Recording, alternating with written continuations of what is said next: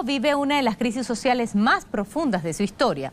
40.000 personas desaparecidas, 1.100 fosas comunes clandestinas y 26.000 cuerpos sin identificar son datos de un país castigado por el narcotráfico y la impunidad política judicial. Se trata de las cifras divulgadas semanas atrás por la Comisión Nacional de Búsqueda de México.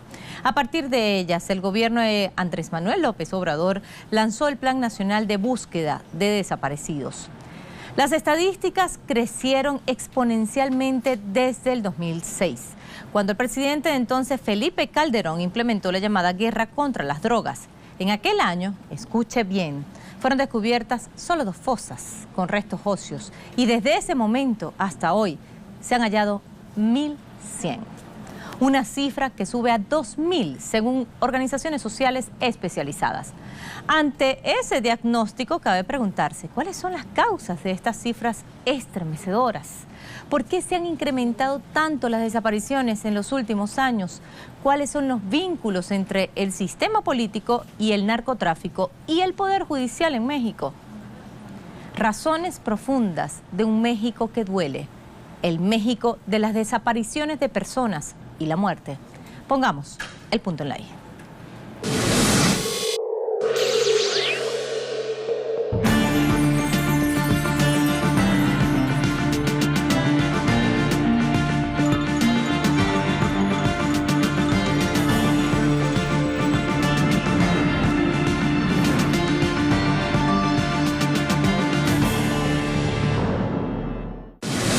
En 2006, el presidente Felipe Calderón aceptó las sugerencias de Estados Unidos y la DEA en materia de seguridad y lanzó la llamada guerra contra las drogas, una política de neto corte militarista diseñada por el Pentágono y continuada y profundizada por el gobierno de Enrique Peña Nieto. Desde que se comenzó a implementar hasta 2017, se registraron más de 250.000 homicidios en ese país. Antes, México tenía un índice de 8 homicidios por cada 100.000 habitantes. En 2017, la tasa fue de 25 homicidios por cada 100.000 habitantes. Además, hay casi 300.000 personas desplazadas y los cárteles del narcotráfico se fortalecen cada día más. El periodismo es uno de los gremios que más sufre el recrudecimiento de la violencia. Desde el año 2000 hasta diciembre de 2018 fueron asesinados más de 120 comunicadores según la organización Artículo 19. En casi todos los casos se puede observar que son periodistas de medios locales dispuestos a decir la verdad. Casi ninguna de las víctimas pertenecen a grandes cadenas o a monopolios de la información. También han sido asesinados un alto número de políticos.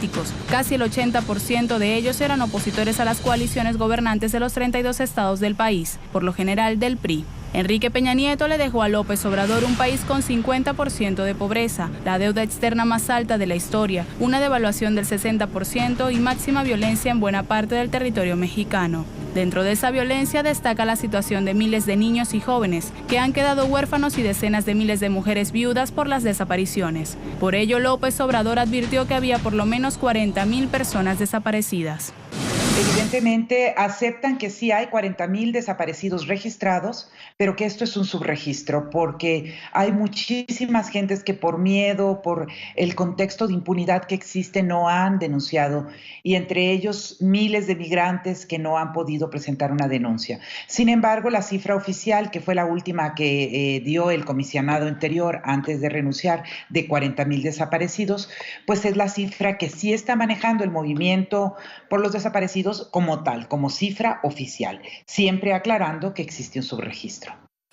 Los estados mexicanos en los que se encontraron mayor cantidad de cuerpos son Durango, Chihuahua, Tamaulipas, Guerrero y Veracruz. Se suele suponer que las fosas se encuentran en lugares alejados a la ciudadanía. Sin embargo, muchas de ellas están en espacios cercanos a los tejidos urbanos y varios entierros se han dado a la vista de vecinos y policías. De acuerdo a cifras del proyecto ¿A dónde van los desaparecidos?, en los últimos años hubo 1.978 entierros clandestinos en 24 estados del país. Las fiscalías recuperaron de esas fosas 2.884 cuerpos, 324 cráneos, 217 osamentas y 799 restos óseos. Del total de cuerpos y restos, solo 1.738 de las víctimas han sido identificadas. Así surge de la investigación hecha a partir de cientos de solicitudes de acceso a la información a las autoridades de cada uno de los 32 estados. El primer gran crecimiento de las cifras de desaparecidos se dio en 2008, con la intervención militar en lo que se llamó la guerra contra el crimen. El segundo aumento fue a partir de 2013 con la llegada de la administración de Peña Nieto, donde los números aumentaron un 40%. Uno de los rasgos característicos de los gobiernos de Felipe Calderón y de Enrique Peña Nieto fueron las inhumaciones ilegales. En al menos 372 municipios de México, bandas criminales hicieron desaparecer a sus víctimas. Según consigna el proyecto periodístico denominado ¿A dónde van los desaparecidos? Donde más fosas clandestinas se han hallado es en el municipio de Veracruz y el de San Fernando, a 1 hora y media de la frontera con Texas, en Tamaulipas, es decir, cerca de Estados Unidos. Luego le siguen Guerrero, Chihuahua, Sinaloa y Zacatecas. ¡Porque los amamos! ¡Porque los buscamos! ¡Porque los amamos! ¿Qué es lo que queremos? ¡Justicia! ¿Qué es lo que queremos? ¡Justicia! El crimen organizado y el Estado fallido nos ha arrebatado no solo a nuestros hijos e hijas, sino también la paz, la salud y hasta la vida. Y que hemos visto con dolor y frustración que no solo el sistema de justicia no estaba preparado para las desapariciones, sino que además sigue estando en contra de darle la verdadera dimensión a esta tragedia. ¿Dónde están? ¿Dónde están? Nuestras hijas, ¿dónde están? ¿Dónde están? ¿Dónde están? Nuestras hijas, ¿dónde están?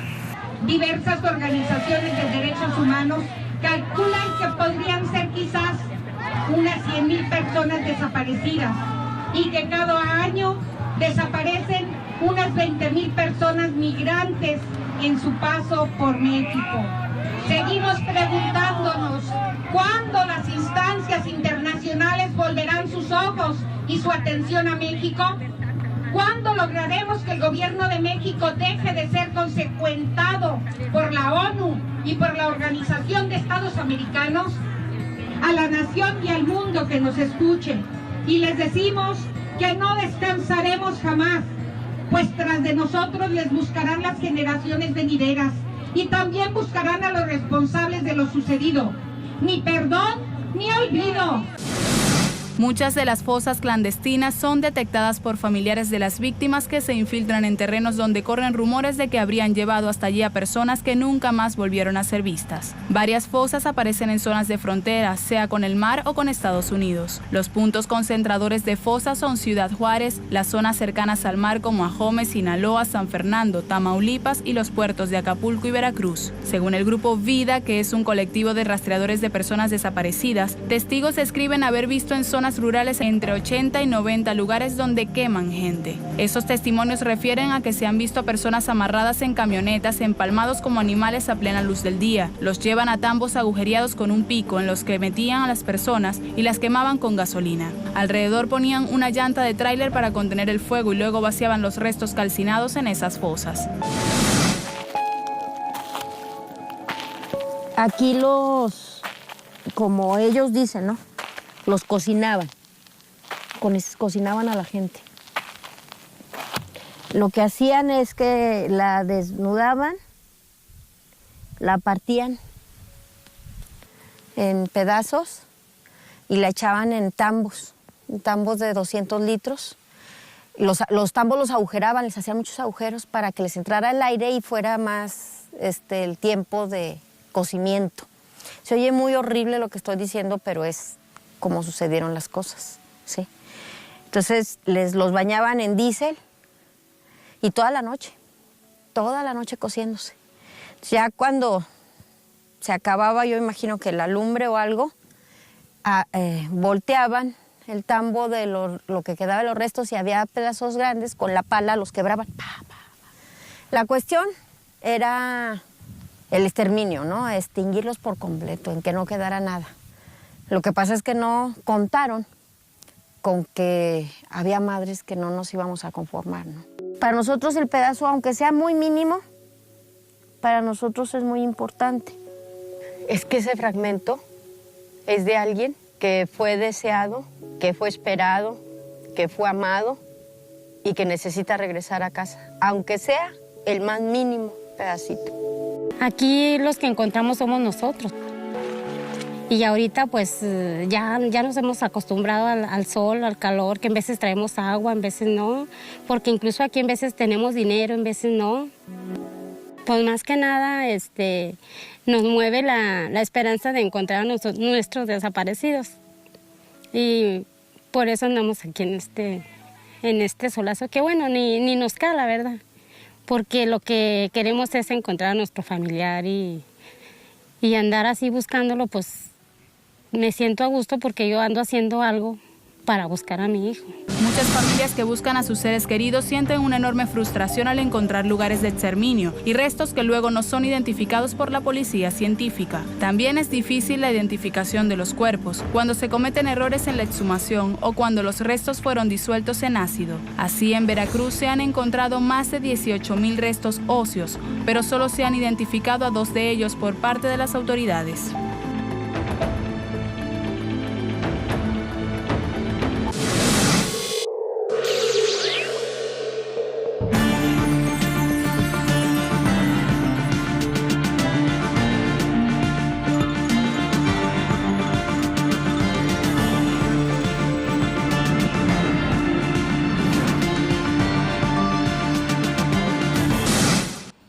Uno de los casos emblemáticos de desapariciones en México y cuyo reclamo de justicia aún se mantiene es el de los 43 estudiantes de Ayotzinapa.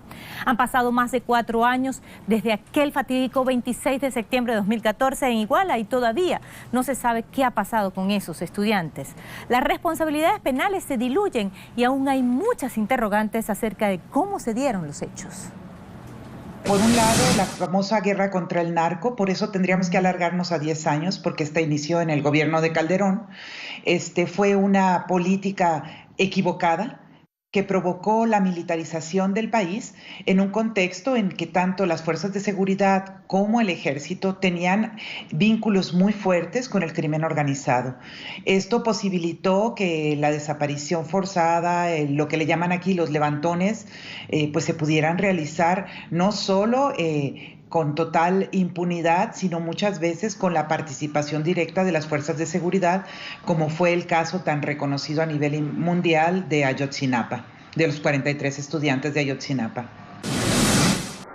La lucha contra las drogas y el narcotráfico le ha servido a Estados Unidos como herramienta injerencista en diversas partes del mundo en general y en América Latina en particular. La DEA ha jugado un rol gravitante en ese sentido. Ese organismo injerencista fue expulsado de Bolivia en 2008. Ante la ONU, Evo Morales mencionó que la guerra contra las drogas que propone Estados Unidos ha fracasado rotundamente. Agregó que el consumo se incrementó un 40% en las últimas décadas y que en Estados Unidos el consumo de cocaína es de 1.6%, mientras que la media mundial es de 0.4%.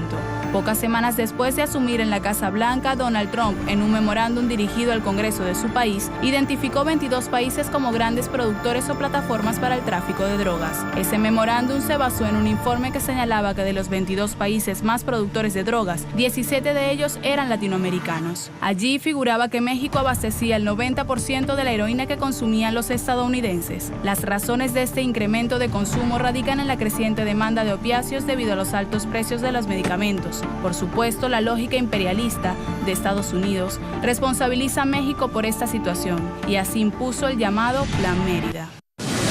El Plan Mérida comenzó a aplicarse en el 2008 y fue parte de la llamada guerra contra las drogas. La intención era capacitar a cuerpos de seguridad, brigadas antinarco y apoyo con moderada tecnología. La realidad muestra que esa cooperación fracasó. No solo porque los estadounidenses siguen siendo los mayores consumidores de drogas del mundo, sino porque buena parte del negocio del narcotráfico se cobra la vida de cientos de miles de mexicanos. Desde el 2008, el Congreso estadounidense le ha asignado a este plan fracasado $1.600 millones. Según cifras oficiales, el cultivo de opio se triplicó entre el 2013 y 2016. Escuche bien, ese año el cultivo abarcó 32,000 hectáreas y la producción alcanzó las 81 toneladas métricas de heroína. Y México sigue siendo la gran víctima del consumo de Estados Unidos, que buena parte de su economía la mueve el narcotráfico sin que nadie pueda decir nada. El número de muertos por sobredosis de opiáceos se quintuplicó en Estados Unidos entre 2010 y 2017. Trump habló entonces de una situación de emergencia nacional por el mal uso de los medicamentos, los opiáceos sintéticos y la heroína. Pero en lugar de aplicar políticas de salud pública, el magnate de Nueva York señaló que México era el culpable. Si bien muchas de las personas desaparecidas están involucradas en redes criminales, hay otra gran parte de casos que ocurren como forma de limpieza social, política o territorial hacia personas que obstaculizan la operatoria de esas redes criminales. El estado de Guerrero, de donde eran los 43 estudiantes de Ayotzinapa, es considerado uno de los más grandes territorios de muerte, disputado por sus riquezas naturales. Esas firmas en varios países de la región han armado verdaderos ejércitos privados y constituyen un estado paralelo y represivo sin importar las vidas que se dejen en el camino. El 5 de febrero, López Obrador anunció una batería de medidas. Entre ellas figura la reinstalación de un sistema nacional de búsqueda, el nombramiento de un nuevo titular de la Comisión Nacional, la conformación de 24 comisiones locales de búsqueda, la ejecución de todo el presupuesto, la elaboración de protocolos con organizaciones internacionales especializadas y la creación del Instituto Nacional de Identificación Forense. Iniciamos el proceso de búsqueda de los jóvenes de Ayotzinapa. Ese fue nuestro compromiso y estamos empezando a cumplir nuestra palabra. Con este decreto se ordena a todo el gobierno en lo que corresponde al Poder Ejecutivo para que se preste todo el apoyo a ustedes, a la comisión que se va a integrar para llegar a la verdad. Todo el gobierno va a ayudar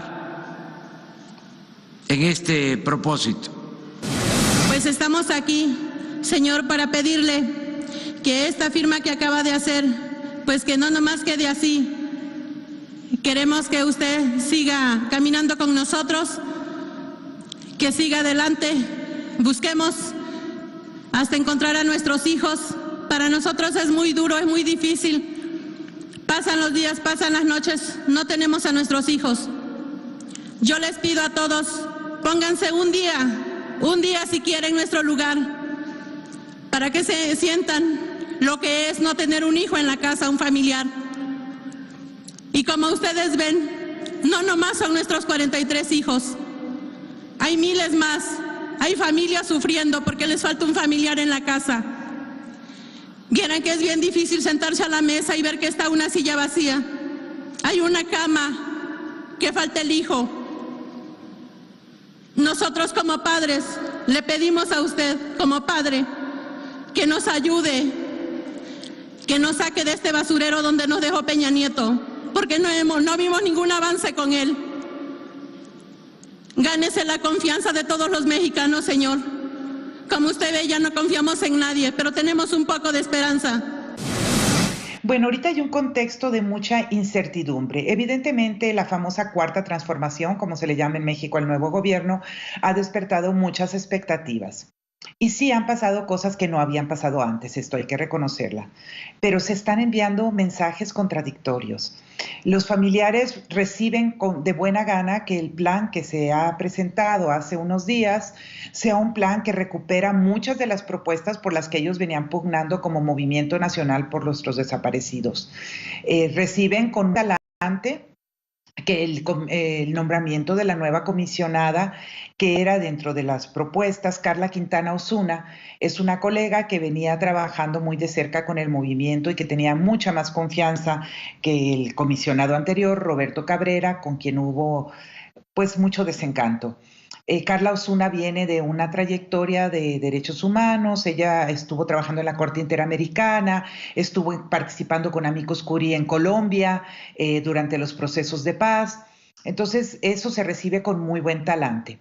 Pero en el momento en que estas cosas están pasando, pues al mismo tiempo tenemos la muerte de Samir Flores en el estado de Morelos, que es una activista ecologista que se oponía al establecimiento de una termoeléctrica que se llama Huesca en tierras indígenas náhuatl, y en la que se había comprometido nuestro nuevo presidente a no instalarla. Y ahora, contradiciendo sus promesas, lanzó una consulta al vapor, un día después de que estos activistas indígenas confrontan al representante del gobierno, hombres armados lo matan en la puerta de su casa. Este evento de la muerte de Samir ha realmente levantado mucha desconfianza hacia otras promesas que se estaban dando, ¿no? Entonces, solo para cerrar la idea, se ha recibido muchos de los ofertas con una buena actitud, en el sentido que se ven. A veces hablo en plural porque yo me siento como investigadora comprometida con el tema, como parte de este movimiento. Entonces se ha recibido con muy buena fe, pero a la vez hay una desconfianza histórica ante las instituciones del Estado que no se van a borrar, y menos con eventos como el de Huesca. Lo que es cierto es que estamos ante un movimiento de familiares de desaparecidos muy fortalecido. El lado, dentro de toda esta incompetencia del Estado, el lado claro, diríamos, es que los familiares se han fortalecido como movimiento, conocen la ley general ellos ven la ley general contra la desaparición forzada y por particulares como un logro de su movimiento, la conocen de pe a pa, y te estoy hablando de amas de casa, de campesinos, de dirigentes indígenas que antes de que sus hijos desaparecieran, la mayoría de ellos no tenían ninguna participación política, pero se han formado en esta lucha contra la impunidad, y ellos están presionando porque esta participación sea real. Va a ser una negociación, va a ser una estira y afloja, pero el plan incluye en uno de sus puntos principales el hecho de poder crear algo que se le llama el Instituto Nacional de Identificación Forense, que va a crear un sistema único de información donde vas a tener son 3 bases de datos que hasta ahorita es evidente que sería lo primero que se tendría que haber cruzado y no se han cruzado. Una es la base de datos de todos los desaparecidos, de los 40,000 que hablan ellos, de los desaparecidos reportados, con la base de datos de 36,000 muertos sin identificar que están en las fosas bajo custodia del Estado, en lo que se le llama las fosas comunes. Estos dos con la base de datos genéticos de los familiares que ya han dado ADN. Si cruzamos estas 3 bases, vamos a saber si entre los 36,000 cuerpos sin identificar se encuentran algunos de los 40,000 desaparecidos o de los que ya tienen ADN. Y esto no se había hecho hasta ahora. Si se logró tener una ley de desaparición forzada y por particulares como la que tenemos, y un plan nacional de búsqueda como el que tenemos, no son solo concesiones del Estado, son logros de un movimiento social fortalecido encabezado por las familias, padres y madres de los desaparecidos. Para algunos analistas, México no solo es un país de desaparecidos, sino que estar desaparecidos es un hecho normal. México vive con miedo y no es para menos, y tampoco casualidad, ya que el miedo es la herramienta preferida como método de control político para contener a todas aquellas expresiones sociales que muestren su descontento. Sin embargo, ante la inoperancia del Estado, han comenzado a surgir instancias de movilización donde familiares y activistas son quienes inician las investigaciones, así como lo escucha. El nuevo gobierno de López Obrador apunta a la justicia, pero el llanto no se detiene y los desaparecidos seguirán sin ser encontrados, diluidos quizás en químicos que los borraron de la faz de la tierra, pero no del recuerdo de sus familiares que siguen en pie de lucha para cambiar esta terrible realidad. Pusimos el punto en la I.